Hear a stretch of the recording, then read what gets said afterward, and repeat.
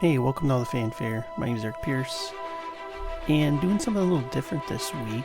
I recorded this episode live on Substack with video, and was joined again by my friend Jeff from the Death Star Human Resources Department. So if you want to see this via video, you could just head over to my newsletter. It's newsletter.allthefanfare.com, and you'll find the episode there with video. But fair warning for the video and for what you're about to hear, Substack, although they have a sort of a countdown to let you know when your live stream's going to start, it kind of lies. So it told me it started, and so I just started talking, and then when you watch the video, you'll discover that it actually didn't start when it said it was going to. So you missed a couple of sentences in the audio. You'll see it kind of picks up mid-sentence. And that's why I don't start my sentences midway into them. Substack just kind of helped me out with that. So just a fair warning on that. But hope you enjoy the episode. I think I really enjoyed doing the live stream. So I think it's something I'd like to do more often with or without guests. I think it's something cool. Get some audience participation. And yeah, there's nothing like the thrill of existential dread as you are facing a live audience and kind of talking out of your butt. But yeah, I had a great time, and I think we'll do it again. So if you're interested in that kind of thing, make sure you're subscribed to the newsletter. All right, on to the episode. Join me once again to talk about Star Wars. I have Jeff from the Death Star Human Resources Department. Jeff, Yeah, thanks for sound joining. yeah, thanks for having me. This is a good, nice little break in the weekday. Yak about Star Wars for 45 minutes or so. Absolutely.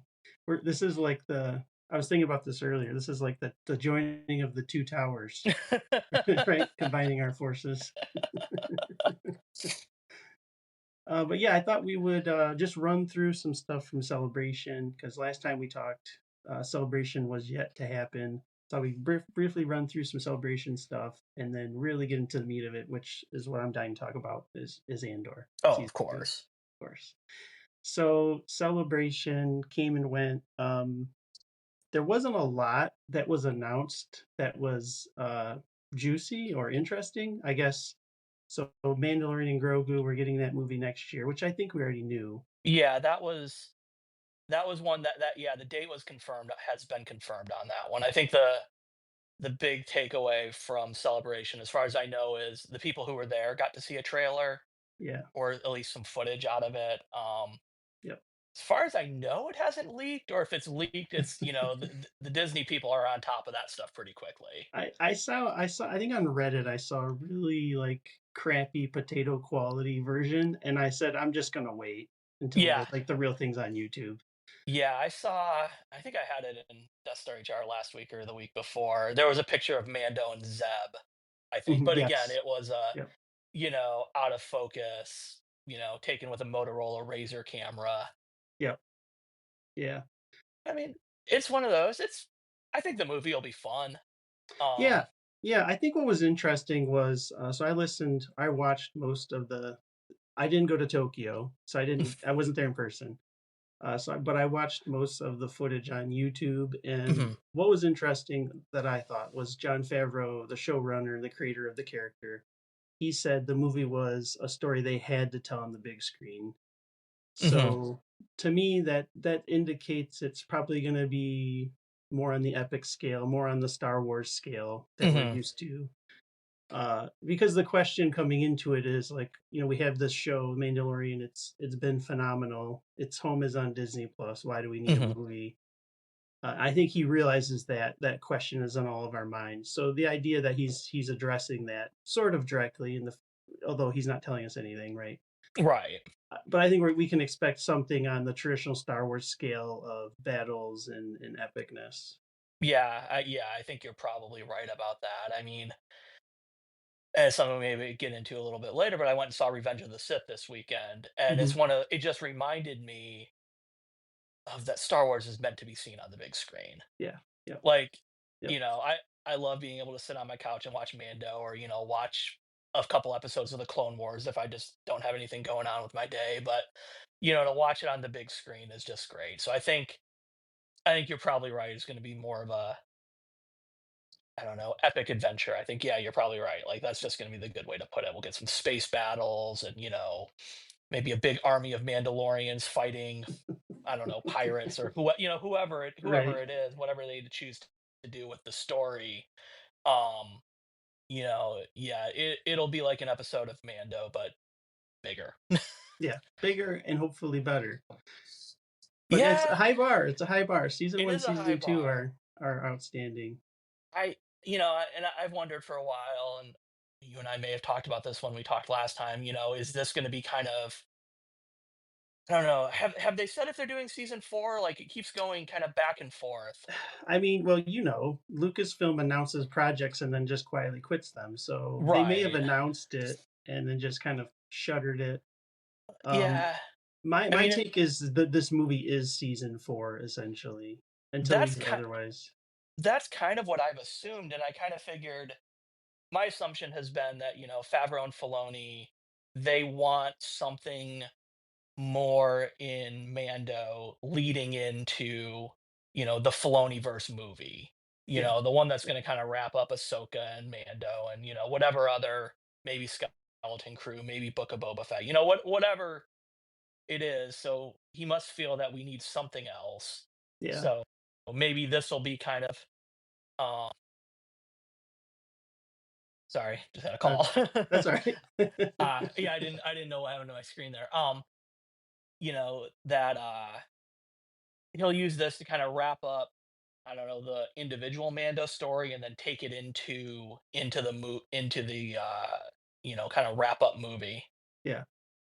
You know what's interesting, and this we can maybe touch on this later when we talk about Andor, but I've been thinking about, and I'm actually writing a piece um, that really is about why the title of it I'm still working on, but it's really why is it that the best Star Wars is being created by someone who is not a Star Wars fan, and by that I mean Andor. It is Right. interesting. We're at this interesting place with Star Wars, where you've got on one side you've got Favreau and Filoni, who are super fans. They're Yes. like you or me if we were creating Star Wars. This is Yes. what we Yeah. would be doing Exactly. probably. Exactly. And then the other side you've got Tony Gilroy, he has said he is not a fan, and because of that, he's treating Star Wars differently than we've traditionally seen, and the fruit of that has been Andor, and we're going to get into that in a little bit. But it is interesting that Filoni and Favreau are going all in on the what we're calling the Filoniverse or the Mandoverse, right? Yeah. And but in my opinion, the best Star Wars is what's happening over off to the side in the Gilroy verse that just happens to take place in Star Wars. I think you're absolutely right about that. And here would be my initial reaction is, obviously you and I are both Detroit Tigers fans, and it's, any sports fan does this, doesn't matter what team you root for, you overvalue your players. Yeah, You think your players are maybe not the best ones, but you look at them either better, you look at them less critically, whatever it is. And I think Gilroy, by not being part of, the Lucasfilm family or the Disney family, by not being a a super fan like Dave Filoni clearly is, and John Favreau as well, yeah, he's able to say, you know, I can tell this story that is not a Star Wars story. It's a story that takes place in the Star Wars universe. And he's not either beholden to what he expects fan service to be, or just not beholden to kind of his own, you know, memories or what he loves about Star Wars. Like, if you and I were John Favreau and Dave Filoni, and somebody came to us and said, "I want to do 8 episodes about a Gonk droid," you and I would greenlight that in a heartbeat. No questions asked. Whereas I think if you went to Tony Gilroy and said, "Hey, you know, why don't you put a why don't you put the Gonk droid from the Sandcrawler in here for just a little fan service?" He's probably gonna tell him, "Get the hell out of here! I'm not doing that. I'm yeah, telling a serious story." yep, Um, and I don't say that to, disparage Filoni and Favreau. They are, good storytellers and have their own kind of take on it, what they want Star Wars to be. But I think when you're looking at it from an outsider like Gilroy is, you can Hmm. kind of strip away the mythology, strip away the mystique, and just get down to what you want. Yeah, And yeah. I think it worked too, but No, that you're good. it could have gone horribly wrong. Yeah, You know, you could put it in somebody's hands who isn't a fan of Star Wars, and it could turn out really bad. yeah, yeah.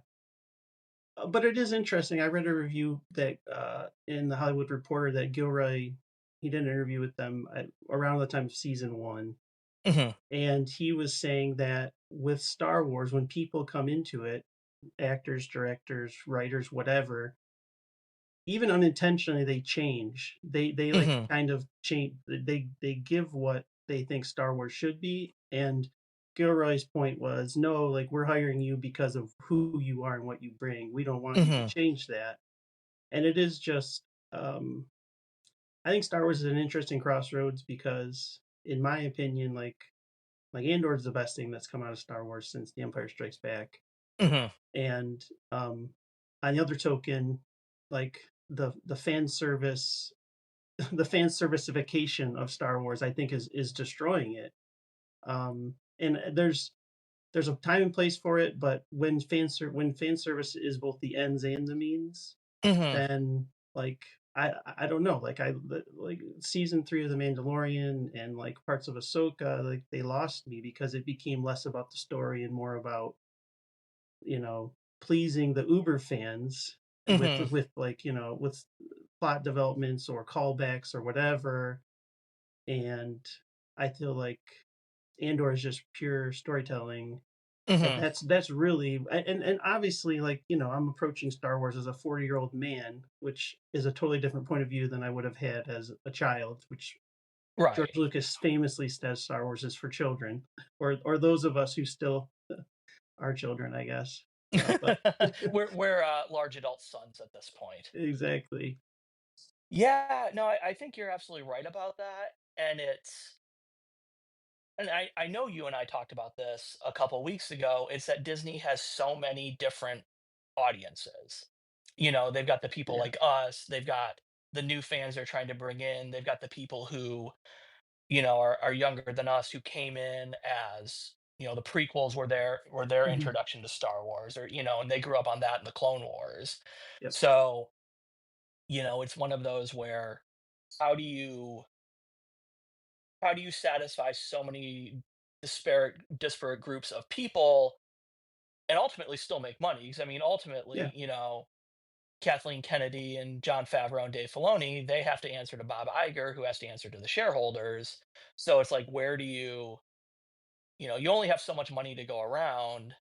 And like I said, I know you and I talked about this a couple weeks ago. If you only have so much money to go around, you Yeah. know, and you have a quarterly stock report, you're going to put it into what you feel is the safest. And I think, when it was just Lucas, when it was just Uncle George running the show, you know, I don't think Lucasfilm was a public company. I don't actually know that. I think they were always private until he sold to Disney. I think you are right. And it's one of those where yes, he obviously has to make money to Yeah.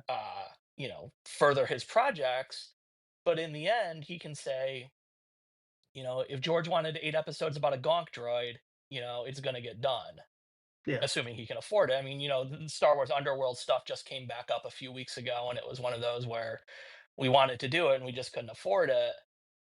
And I'd read something interesting, I don't know, it was a while ago, maybe last year, where it was basically they did the special editions back in what, 97 Hmm. to more or less finance the prequels. Yeah. Like that was so it's one of those where Disney has, multiple audiences, multiple partners they have to satisfy. George just, I just got to have the money to do it.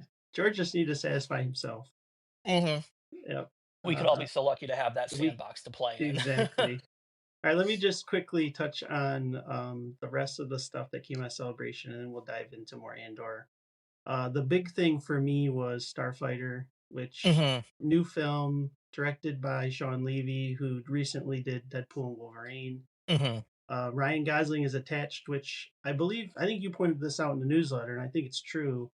this might be the first time we've ever had a star attached to a Star Wars project, like when they announced it, as though Yeah, like this is part of the draw, like Ryan Gosling, we yeah, got Ryan Gosling, versus when the Phantom Menace they cast Samuel L. Jackson like well into it or whatever.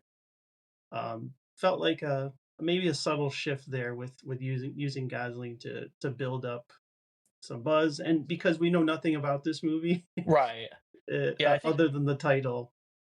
I think the only thing I remember reading, and I don't remember if I saw this on a video or just an article, is it's post Rise of Skywalker. Yeah, which is where I But want. Like, let's push the yeah, timeline out. yeah. Let's stop being confined by what's come before, and let's blaze uh, new territory. Just Uh, let the past die. yes, thank you. One thing that I listened to the interview. One thing that I really did like, Shawn Levy said. I have a quote here. He said, "This is not a prequel. It's not a sequel. It gives us the Star Wars DNA we love with an adventure that's all new." And like that's like checks all my boxes. It kind of Mhm. reminded me of like season one of The Mandalorian, where it was familiar but new. Like it Yes. stormtroopers and stuff we recognize, but it's all brand new characters, brand new story, and it's basically what I've wanted. Andor, aside from Andor, which has been a pleasant surprise, it's what I've Right. wanted for Star Wars basically forever. Yeah, no, I think you're right. It's where it's let's try something that's not the Skywalker saga. Yes. And, trying something that's not the Skywalker saga, that's not, a Mando spin-off or Ahsoka or anything. And again, it's not that I don't like those. It's just we got to you have this big sandbox to play in and let's try something new. And I guess I do applaud Disney for, you Yeah. know, we're going to say, "Hey, we're doing something brand new." It's not just, "All right, we're going straight to, episode 10." Yep. So yeah, I'm pretty excited for that one. Did they put the release date out They there? did 2 years away, so May 2027, which Okay. is gonna come quick. Um, Yeah, really. So yeah, so all we have is a title, a director, an actor, and like I said, not even like a log line or anything, but just vibes. So it's called Starfighter. I assume this is a prequel to the last Starfighter, the 1980s film. The crossover we didn't know we were waiting for. Exactly. Let's see. So the other thing that was announced that kind of piqued my interest was Maul Shadow Lord, which is a Mhm. animated series, takes place after the Clone Wars. It's supposed to be about how Maul builds his criminal empire, which we kind of get a teaser of in the Solo movie when he has that cameo towards the end that goes nowhere. And Yeah. it seems to me like I do wonder when they announced the project. I am excited about it. I do wonder when we as a society will kind of move on from Darth Maul, because it does seem like we're rather preoccupied with the character. I don't know if it's because of the horns. I don't know if it's because of the face. I don't know if it's because of the lightsaber. I assume I it's mean, just because he died too soon. Like George Lucas introduced this amazing character and then kills him, right. and we didn't get our fill. We wanted more, and so we keep going back to the well. I always said that Darth Maul's like uh importance on the Phantom Menace poster compared to his importance in the movie, like the proportions were way off. Yes, I think there's a Legends book called Shadow Warrior, Darth Maul. Shadow something. Yeah, I've Shadow read it. something. Yeah, Yeah, I was gonna say I'm looking at my Legends books and I think I can see it, but I can't read the title. It's too far away. I know that, he's got like there's like 2 or 3 Maul books. I know there's yeah, for sure 2. yes, I mean, it'll be fun. I'll watch yeah, it. absolutely. Yep. I think I was thinking about this when it was announced, and it was kind of Darth Maul. They did the same thing that they did with Mando and Grogu. Where it was you learned Maul was alive in the Clone Wars. Yeah. But if you're just somebody who just watches the movies, like I don't think when Solo came out, I don't know if I'd watch all of the Clone Wars at that point. And when that scene at the end where he pops up, I was like, "Whoa, wait, where'd you come from?" Right. It's like if all you ever did was watch Mando, you'd be like, "Wait, why are Mando and Grogu back together again?" Yeah, absolutely. Yeah, and that was basically it for Celebration. I think the big thing for me, and you and I talked a couple weeks ago, and we laid out the fact that Lucasfilm has all these projects they've announced that are, I don't Hmm. want to say they're in limbo, but we don't know where they are, other than the two other than Yeah. Grogu and Mandalorian essentially, and then the Shawn Levy project. Oh, and Um, Ahsoka season 2 has just Ahsoka started season filming two, yeah, supposedly. that's in I progress. know. They did start shooting that, yeah. Yeah, and I know at Celebration there was a trailer of sorts. I think it was just like still photos. But I Yeah. know there was the one of Chopper with the machine gun. I was like, "Oh yeah, war crimes are so back, baby." Yep. But I think I guess my sense was I was a little disappointed we didn't get anything. So there are, not counting Mandalorian and Grogu and Starfighter, there are 8 other films that Lucasfilm has announced in years previous that Right. are more or less still in limbo because we didn't get any kind of update. We don't know if they're I still in progress. We don't know if they're canceled or just quietly quit. Don't I am a know. little I'm a little surprised there wasn't anything about the Ray movie because they've been Yeah, talking that one up for a couple years. And I mean, I know, they're on like the, I don't know, fourth writer, I think. Third yeah. or fourth writer. Not good. Um, Not good. Not good. Yeah, not good. Um, but I am surprised there wasn't even a like, oh, we've got the bones of the story. Daisy Ridley would do a YouTube video and to appear and say, "Hey, I read it and I love it." Know, Yeah, I'm surprised there wasn't anything about that. That yeah, was thinking about it now is actually kind of the biggest surprise of what was left out. yeah, yeah. And I mean, maybe this is Lucasfilm learning their lesson in which we don't say anything unless we know something is there. I do think they got Yeah, a little project happy, little trigger happy with announcing projects. I But mean, it's one of those. I went back and I think you and I talked about this, or maybe I talked about it with Shane Elliott when we did a pod a couple weeks ago. But it was like if you go back with that D23 where they announced like 10 projects or whatever, mhm, most of them have come to fruition in one form or yeah, another. yeah, I think Rangers of the New Republic obviously did not happen. Um, and even if they haven't, like Lando obviously has not come to fruition, but there's very, very, very slow progress on it. Or there's at least news on it that it's yeah. moving in a direction that is not canceled. They're doing something. It was a film, then it was Yes. a TV show, now it's a film Yeah. again. Yeah. It's like the Michael Scott vasectomy thing, right? It's supposedly happening. Let's talk Andor. Season Yes. 2 has started, and in fact, the next 3 episodes are going to drop tonight. So Yes. plenty of time to get caught up still. But Prestige Star Wars is back, uh, and I'm excited. Season one Yes. picks up, or season 2 picks up a year after the events of season 1, so there's a bit of a time jump. Get used to that feeling because we're gonna go Yeah. undergo it a lot during the season. And by the way, so of course I did. I rewatched season 1 before season 2 came out. Mhm. Because I mean, of Right. course I did. Exactly. No, I did the same thing. But I will say that even though I did watch season 2, my wife hadn't didn't or even though I rewatched season 1, my wife did not. So I threw on the season 1 recap on Disney Hmm. Plus. Highly recommended, even if you've seen No. season 1, because it's like maybe 8 minutes of highlights, and it's rather emotional. Hmm. It was really effective, like propaganda, indoor propaganda. the Uh, the Empire propaganda people would have been proud. yes, yes. So season it's interesting. Season 1 was really about how Cassian becomes a rebel. Like Hmm. that's the through line of the show. I would Hmm. say early on in season 2, it feels like the through line is more about how the Empire becomes the Empire and the Hmm. rebels become the rebellion.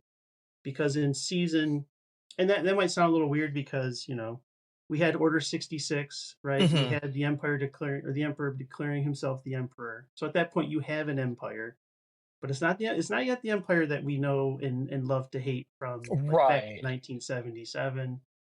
At this point in the timeline, they still have to step carefully.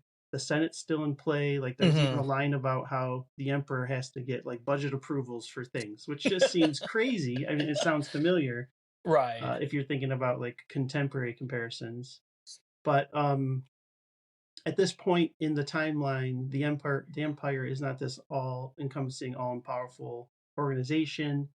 and so they still have to abide by the rules to some extent, Mhm. which is why there's this interesting plot line related to this Gorman project, is what I'm going to call it, I guess, where you have a bunch of Imperial folks in a conference room just casually discussing war crimes, and Right. it all has to be off the books because like they are afraid of getting found out what will happen. So, but I think it's funny because it requires a little bit of a perception shift because you think of the Empire as star destroyers and stormtroopers, and they might makes right, Mhm. but that's we're not quite there yet in the timeline, and this show is really about how it's really about bridging the gap from uh, when Palpatine takes power to the Empire that we all know from way back in the day. Mhm. Yeah, And I think likewise with the rebels, who apparently are not, they're a bunch of like redneck rebels, is what I call yeah, the ones on Yavin 4 were, not them. exactly very well organized. Yeah, no, I think that's a really good way to put it, and I think,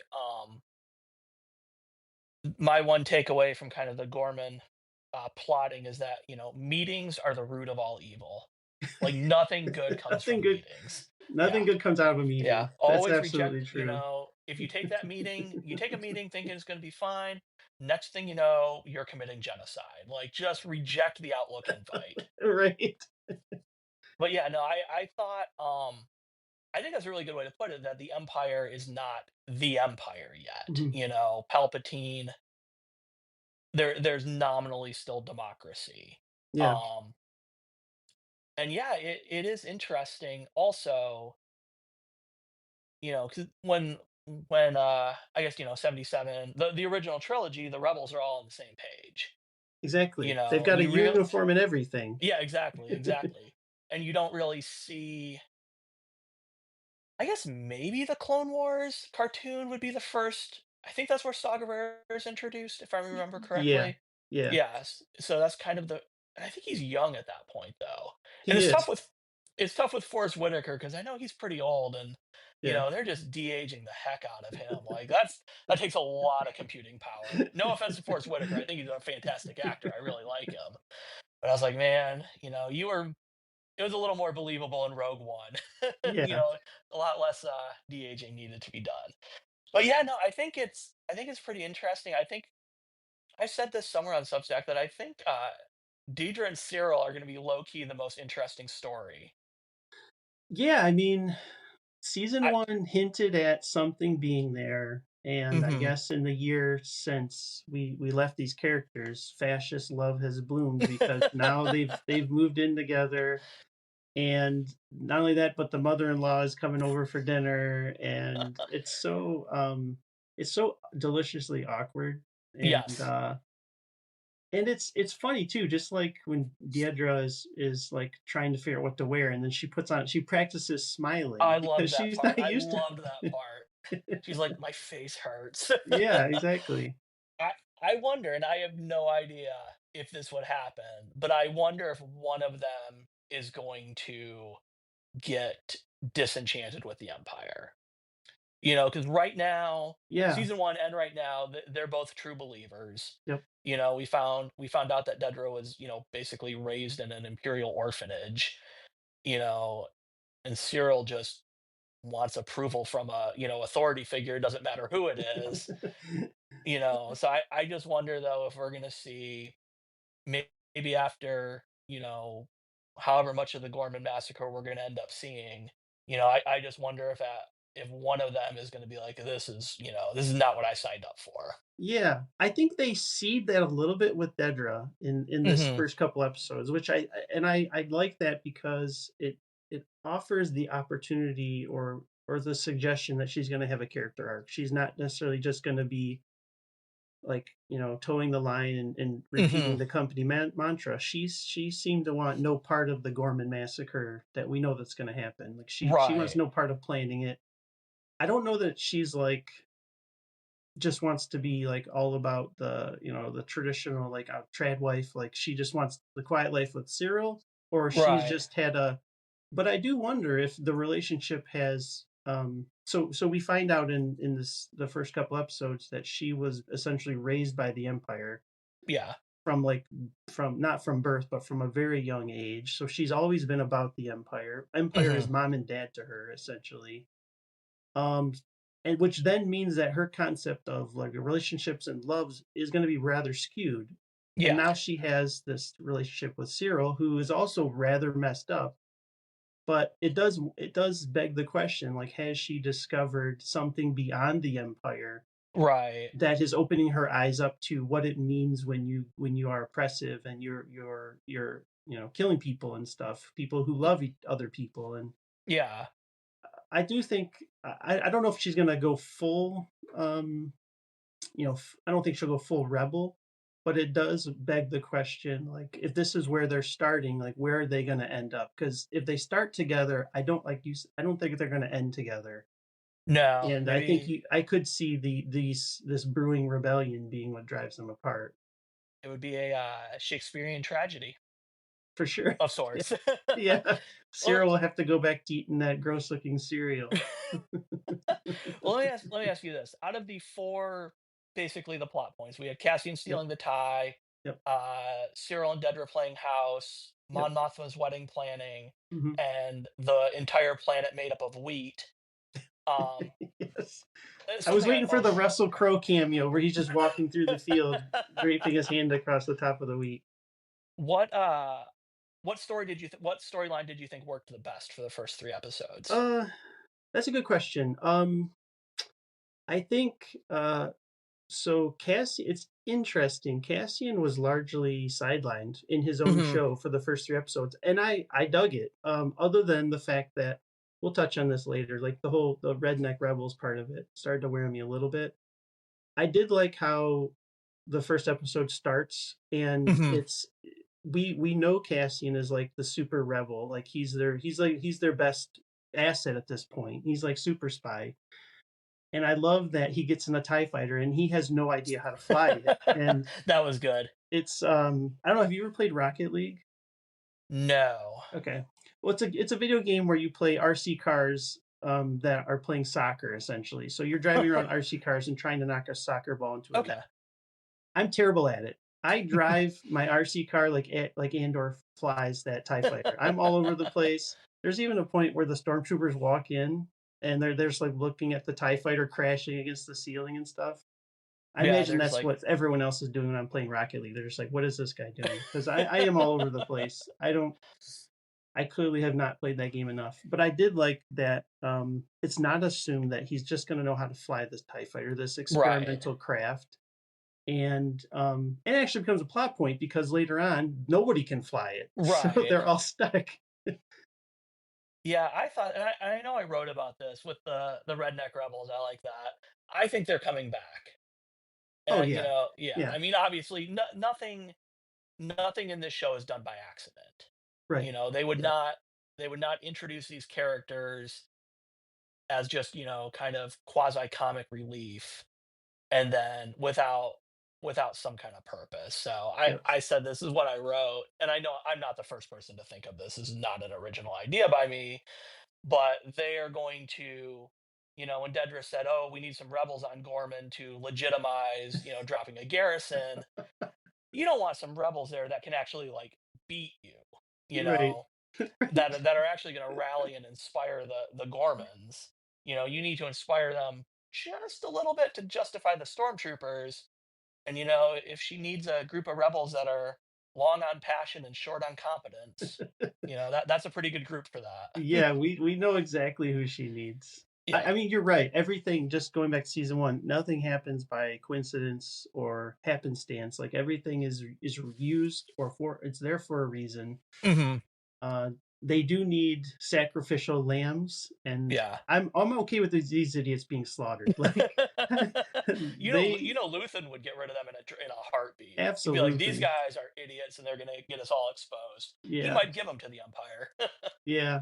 One of the things. So I'm going to answer your question. You asked me what my favorite thing was. It's actually the Empire stuff, but I'm going to come back to that. You just mentioned Luthen. I think there's the show continues to seed what I think is going to be Luthen's destruction. And it's the Hmm. fact that he cannot sit still when he knows a mission is in play. He constantly wants to know what's going on. He wants to I feel like he's going to start taking risks in order to, like, he needs to be plugged in, and I feel like he's going to unintentionally expose himself at some point because he has such a problem sitting still Hmm. that it just feels like at some point that's going to be what exposes him to the Empire is the fact that he's on a comm that's unsecured or something because he needs to know what Cassian is Yeah, doing. yeah, he's definitely a micromanager.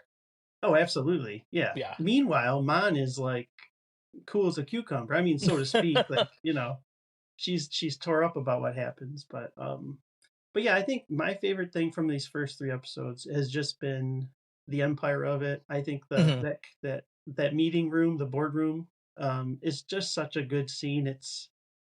Um, it just really establishes like how the banality of evil, just Hmm. how you can Hmm. sit around a boardroom and even they get up and have a break and they're eating these little pastries while just casually discussing genocide and like why this method won't work, but maybe we should try this thing.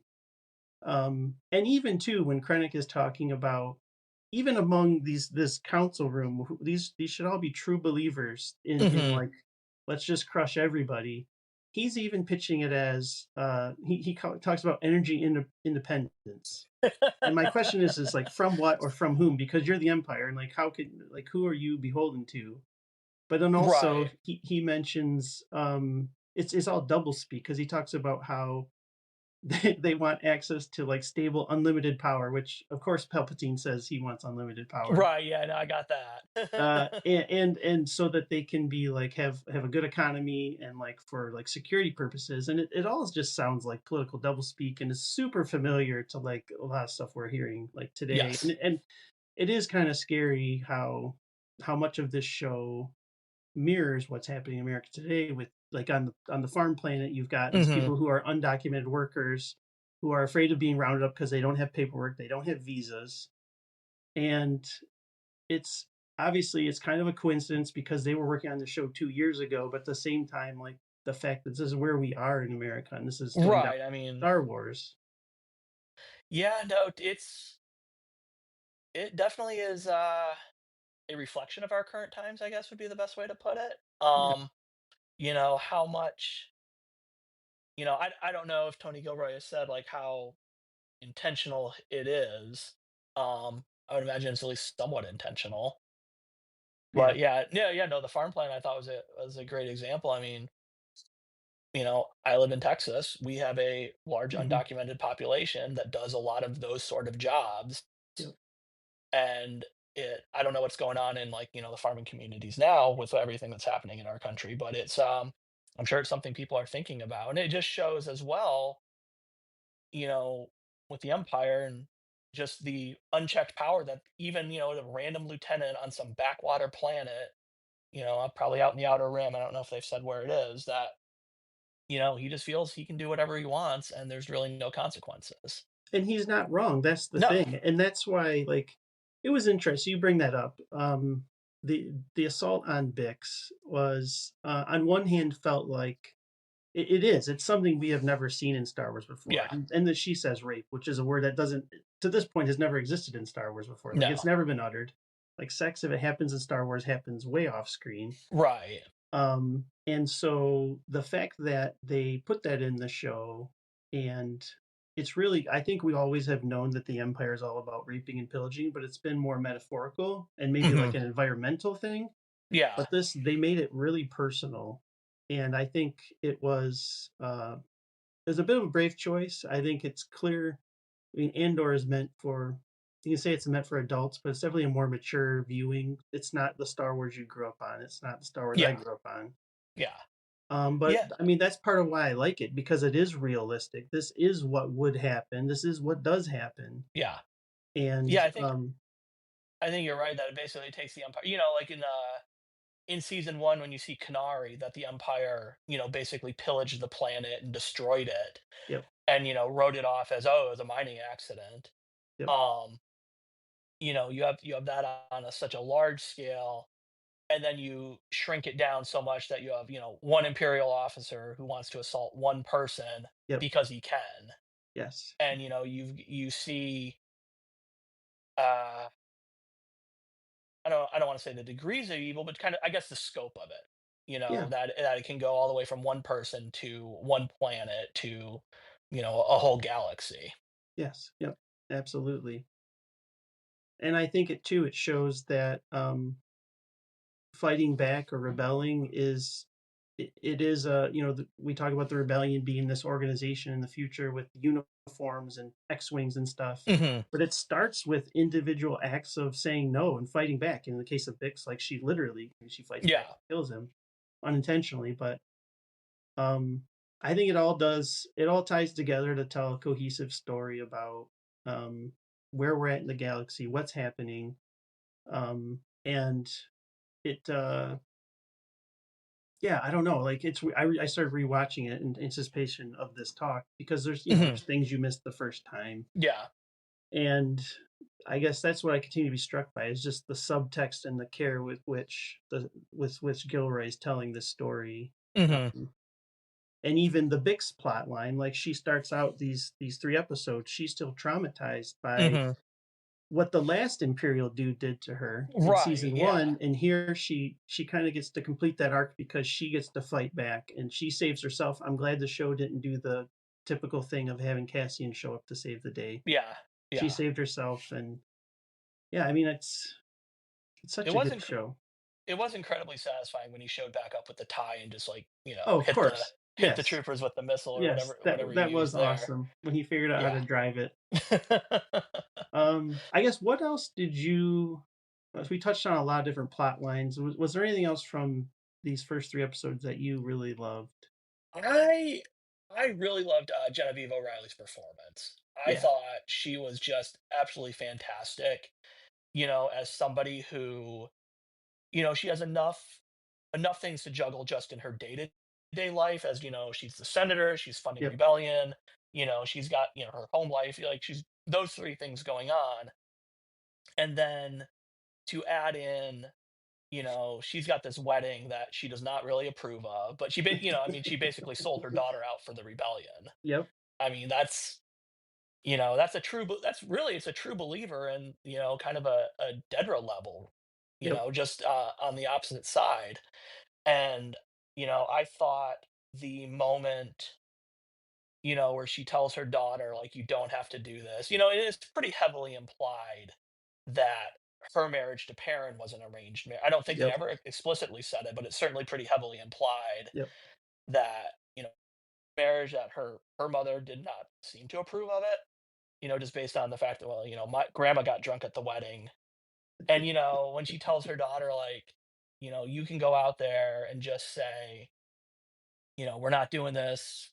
Everybody go home, everybody have a drink, whatever it is. And her daughter's like, just go get drunk.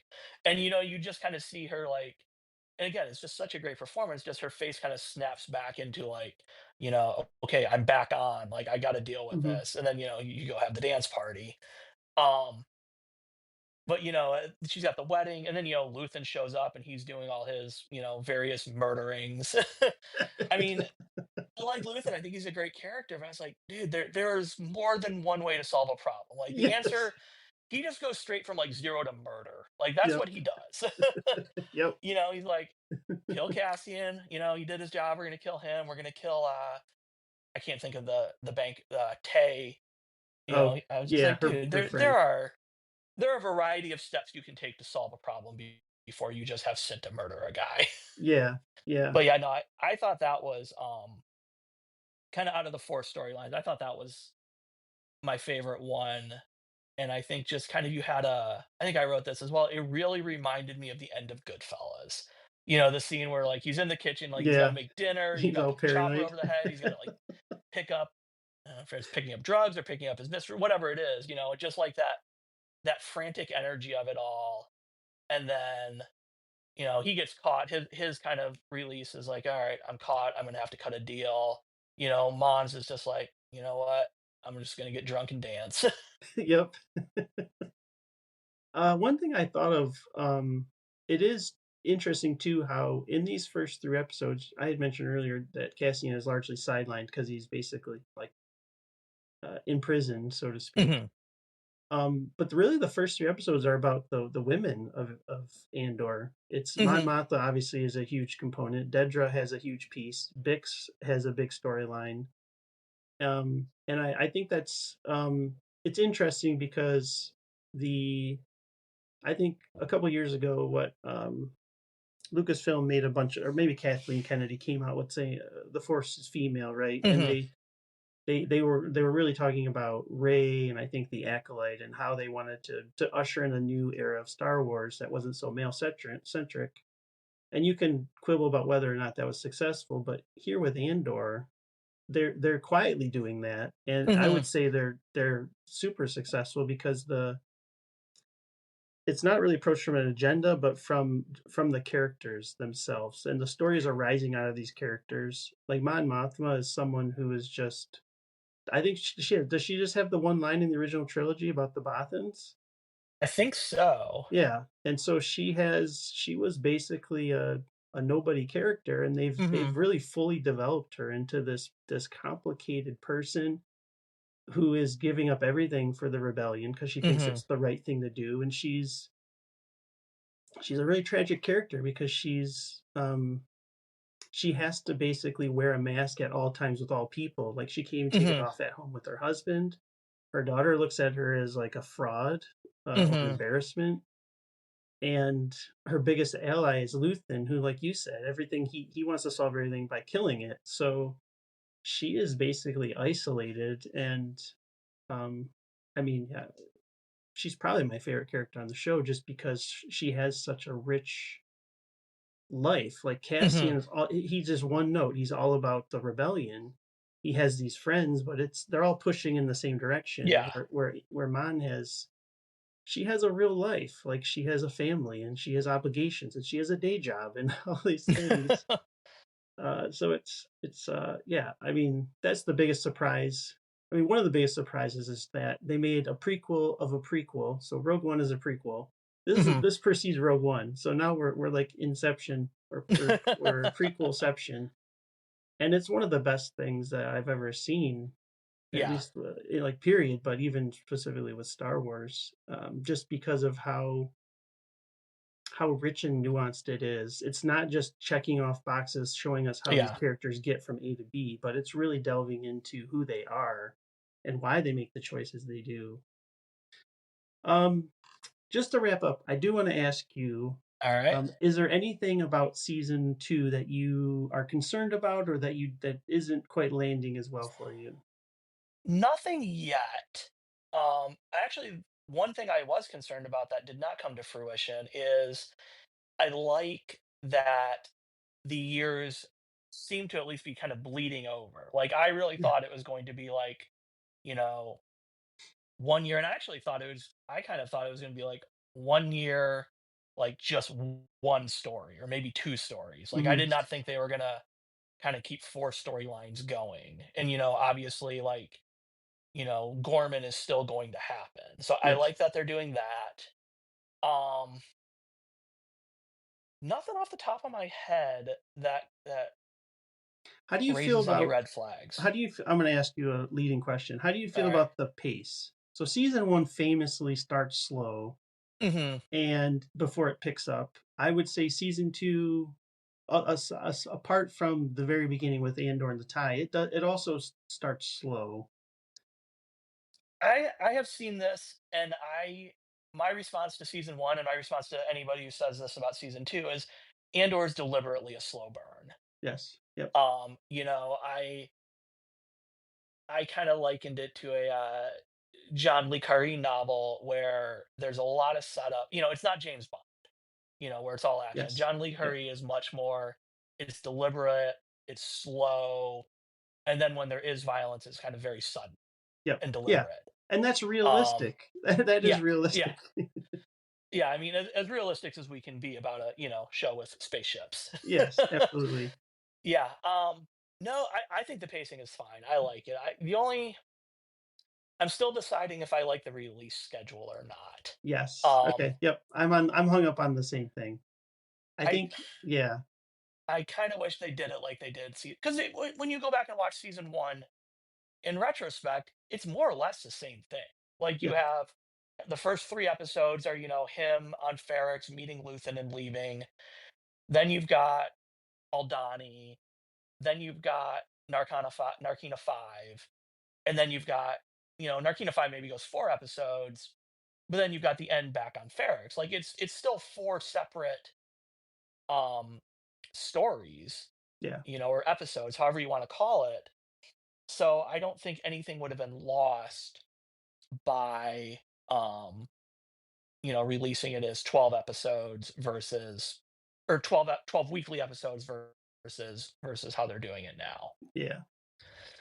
I would agree. I think I do have a slight issue with the pace. I think the of the first couple episodes, I think we spend a little too much time with the redneck rebels. Yeah. Like I got the gist, and then it's like, oh, these guys again, and like they're still arguing, and like, yeah, I mean, I loved it that they solved their differences by playing rock paper scissors. That I just love said that as everything you need well. to say. But I think that and like the two times I was kind of like, okay, I get it, was with the redneck rebels, and then with the wedding when they showed us the entire first dance.